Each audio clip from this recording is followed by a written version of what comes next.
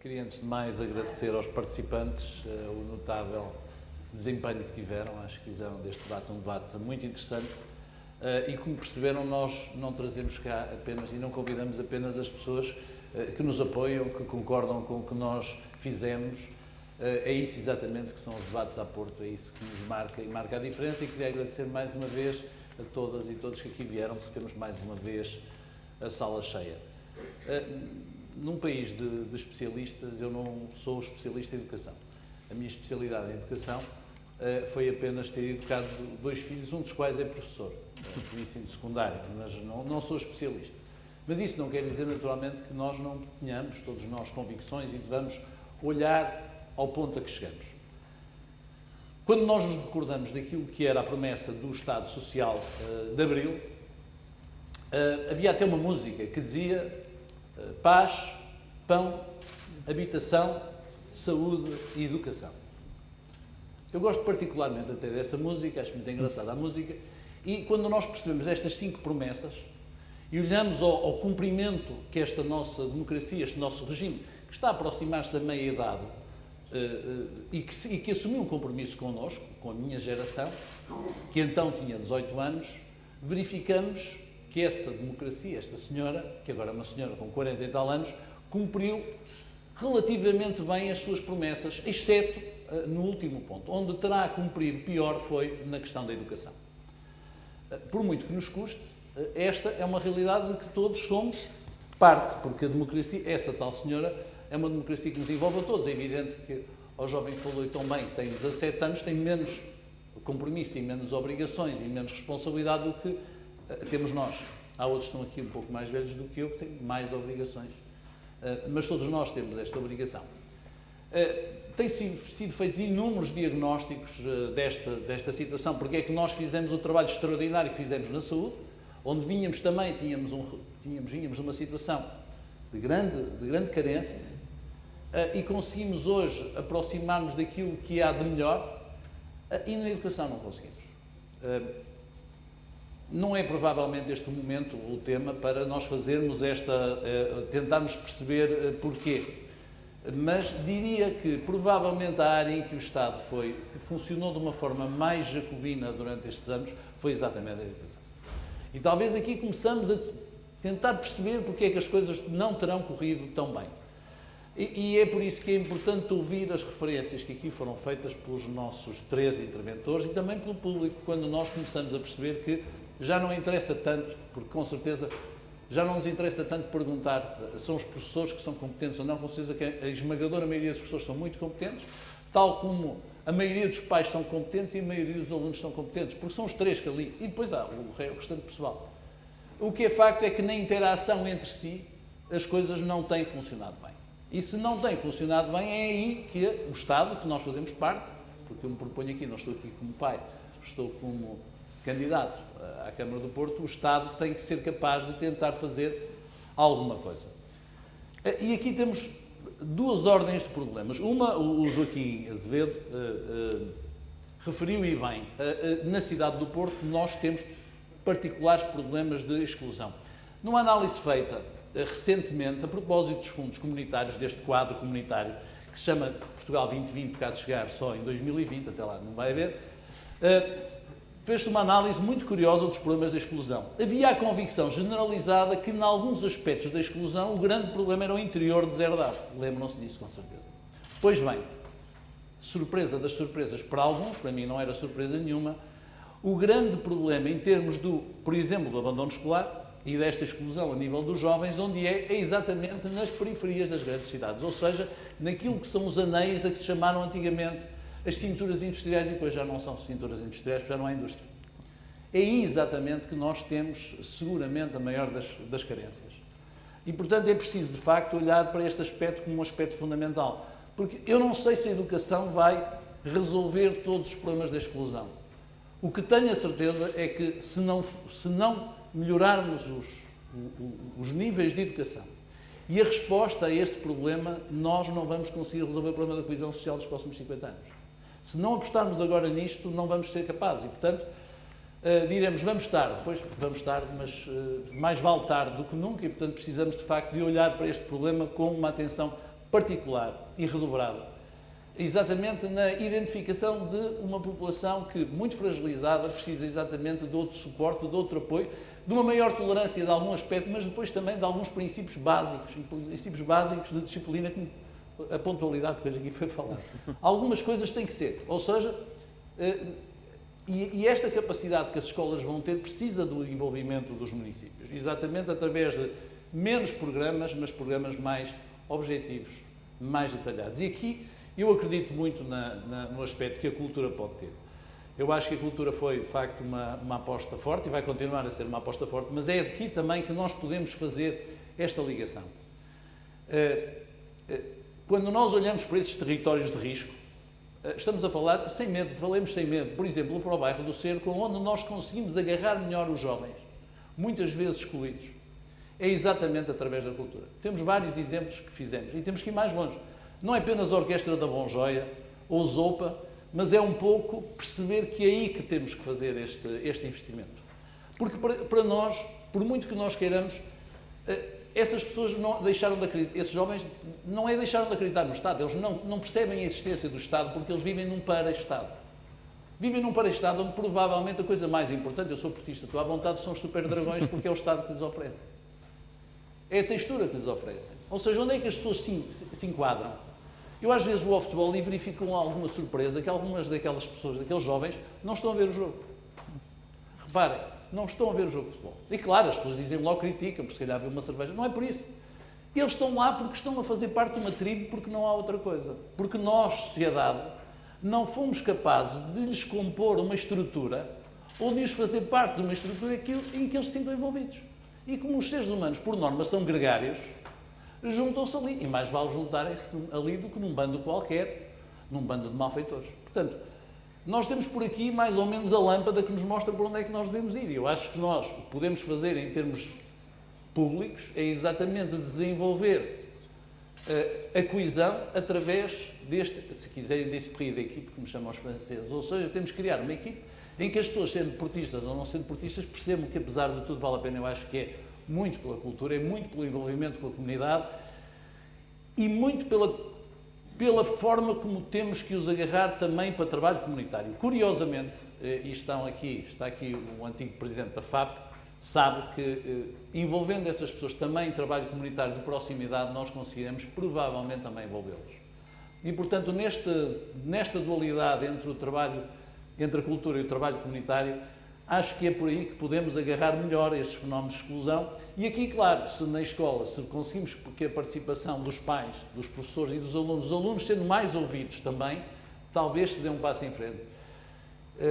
Um dos aspectos mais surpreendentes da escola portuguesa é que normalmente os alunos têm opinião sobre tudo, às vezes opinião a mais, exceto sobre a escola, porque ninguém quer que eles tenham opinião sobre a escola. É uma coisa que a mim sempre me surpreendeu muito quando vou, e de vez em quando vou às escolas.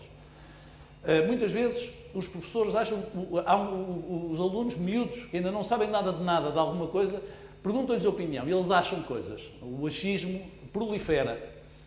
Mas se o aluno diz, eu quero ter uma opinião sobre a escola, ou uma opinião abalizada sobre o professor, ou sobre a matéria, ou sobre o currículo, aí não, aí eles já não podem envolver. E então cria-se esta dicotomia estranha, deles acharem que podem participar, mas participam naquilo que não lhes diz respeito no dia-a-dia, porque no dia seguinte as pessoas vão-se embora, quem lá foi ouvi-los vai ver aquilo, vai para o tal estudo das 1000 páginas, mas ninguém os ouve. E, portanto, também aqui nós precisaríamos de trabalhar mais. Eu recordo que essa foi a experiência a seguir ao 25 de Abril, com a participação dos estudantes. Com certeza que não serão os miúdos com 4 ou 5 ou 6 anos. Mas aqueles que são adolescentes, porquê é que não vão participar de outra forma? E participaram a seguir ao 25 de Abril. Eu fiz parte dessa luta a seguir ao 25 de Abril e as coisas funcionavam. Portanto, também aqui teremos que fazer um trabalho, tem que haver menos desconfiança relativamente à participação. Até naquilo que nós queremos fazer, até nos nossos programas. Ouvem-se imensos estudiosos, eu não percebo nada disto, devo confessar. Agora, o que me faz confusão é que nós estamos a arranjar uma solução para o mercado e não perguntamos ao mercado o que é que o mercado também pensa sobre o assunto. Os miúdos não são ouvidos. E depois a senhora professora que estava lá atrás com o filho fez uma referência muito interessante. Nós hoje em dia já não estamos apenas na questão dos excluídos por razões sociais. Nós assistimos miúdos, até às vezes na mesma família, podem ser primos ou até irmãos, em que um sabe tudo e o outro não sabe nada. E isto é de facto muito preocupante. E porquê? Porque se nós há 30 anos achávamos e líamos que o grande perigo era a televisão, lembram-se? Há 30 anos, se estivéssemos aqui há 30 anos a discutir qual era o grande perigo. O grande perigo era a televisão, era a telenovela, era a batata frita, era estar em frente à televisão. Hoje em dia este é um assunto que não se põe. Vocês não conhecem nenhum adolescente que esteja à frente da televisão, a não ser ver um jogo de futebol, é uma coisa que naquele momento lhe interessa. Portanto, esse risco desapareceu. O que é que acontece? Cada um deles vai à procura do seu estímulo externo, através daquilo que são as novas fontes. As novas fontes em que eles têm muito mais escolha do que têm na escola. E isso depois o que é que, se por um lado é extremamente positivo, porque permite a pesquisa que se calhar devia ter sido proporcionada noutro ambiente, qual é o risco? É que há uns que vão à procura do conhecimento, há outros que vão à procura do divertimento, que não tem mal nenhum, e há outros que vão à procura do quase do nada, do nihilismo e de uma quase destruição. E, portanto, isto obriga a que a escola também aqui funcione de outra maneira, como uma charneira diferente. Ou seja, precisa, se calhar, de uma geometria mais variável do que aquela que existia em tempos. Senão, ela torna-se obsoleta. Reparem, hoje em dia, com os recursos que nós temos em casa, ou que estão à nossa disposição, todos os miúdos podiam estar sentados em casa, a olhar para um ecrã, a receber a tal aula que lhes é dada à distância, podiam depois carregar no botão e mandar os exames e podiam estar a fazer aquilo que lhes apetecesse. A razão da escola já não é apenas ser um local único onde o ensino está disponível. Não, tem que ser mais do que isso. Nós temos que ter uma razão para continuar a apostar em edifícios, não é? Nós temos... O que é uma escola? A escola é, se quiserem, é a capela da educação, em que as pessoas vão lá por alguma razão. E a saída lá não pode ser apenas a pessoa chegar lá, o miúdo sentar-se e ser distribuída a educação. Porque isso ele pode receber em casa. E qualquer dia vai resultar mal. Aquilo que precisamos é exatamente desta ideia na escola de que, apesar de tudo, a diferença é respeitada, de que os mais fracos são respeitados pelos mais fortes, de que os mais fortes ajudam os mais fracos, de que há o espírito de equipe. O espírito de equipe é fundamental, por isso nós acreditamos muito na questão do desporto, uma questão absolutamente abandonada em Portugal.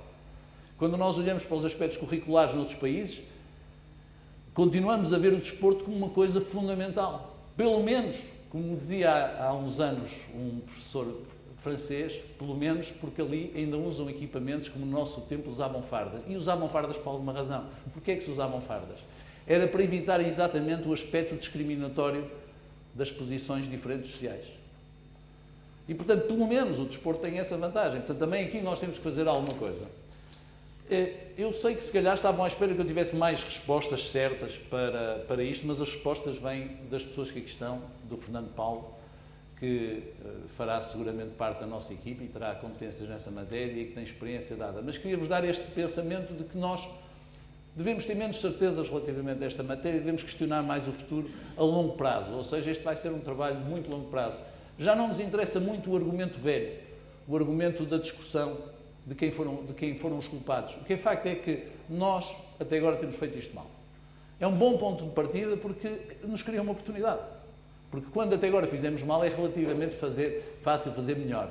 Se nós tivéssemos feito muito bem, estaríamos muito contentes, mas ao mesmo tempo teríamos a ameaça de passar a fazer pior. Portanto, aquilo que queria dizer é aqui as cidades têm este papel, têm um papel.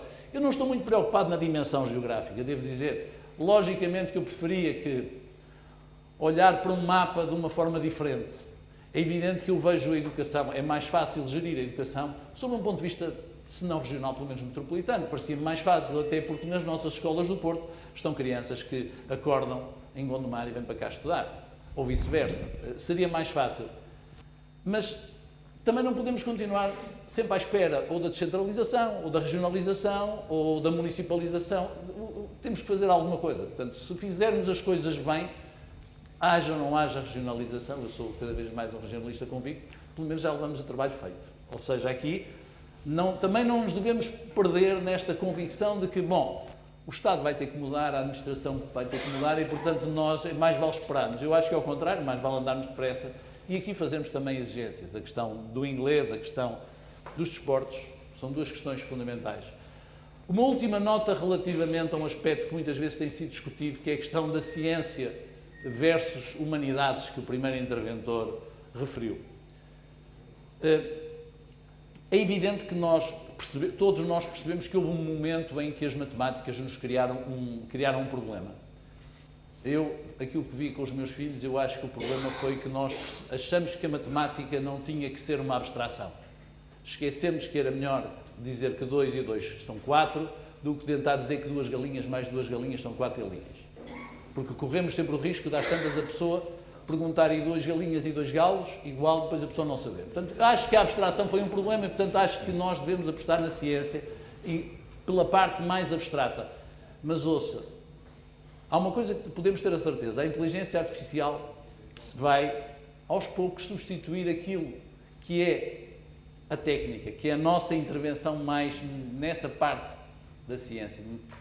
Há uma coisa que eu tenho a certeza, nas humanidades ainda temos muito tempo para sobrevivermos nós à inteligência artificial e, portanto, eu acho que é nas humanidades e na compreensão do mundo que mais me preocupa. Preocupa muito mais que as pessoas não percebam o que é o Estado, que não percebam o que é a União Europeia, ou que não percebam o que são os grandes conflitos mundiais, que não percebam o mundo. E isso, apesar de tudo, é através das humanidades e creio que nós temos que continuar a fazer como se fazia antigamente. Ou seja, há duas componentes fundamentais. E depois uma questão de ética e cidadania. E sim, nós precisamos de fazer um trabalho, mas eu aí acho, sinceramente, que cada geração, e temos visto isso, cada geração, há muito mais pessoas que têm comportamentos de boa cidadania do que na geração anterior. E, desculpa eu ser um grande otimista. Mesmo no civismo, se calhar nós temos fenómenos de falta de civismo mais visíveis do que tínhamos antes. Mas nós, antigamente, nenhum de nós tinha comportamentos cívicos. E hoje há uma esmagadora maioria que tem comportamentos cívicos e há uma minoria que não tem. E essa minoria, aos poucos, vai ter que desaparecer exatamente se nós formos capazes de dar a esses territórios também a dignidade. Reparem uma coisa, não é nenhuma invenção minha, Jane Jacobs escreveu sobre isso e muitos americanos escreveram sobre essa matéria. Não vale muito a pena andar a prender as pessoas que fazem grafites, mas se os espaços públicos estiverem bem tratados, e depois o Filipe andar lá, mandar limpar, e andarmos a fazer arte à volta daquilo, a destruição do espaço público diminui. Portanto, também aqui a experiência tem-nos ensinado que também não é através de um polícia atrás de cada esquina que nós vamos resolver os problemas do civismo, é exatamente através do quê? De uma educação inclusiva, através da possibilidade de podermos dar aos mais novos para transmitirem os bons exemplos, para eles serem eles próprios os líderes, para aquilo que encontram nos super dragões, que vão à procura, eu quero continuar ao estado de dragão, com certeza, mas que esses heróis, eles próprios, revejam a heroicidade e exemplos noutras pessoas.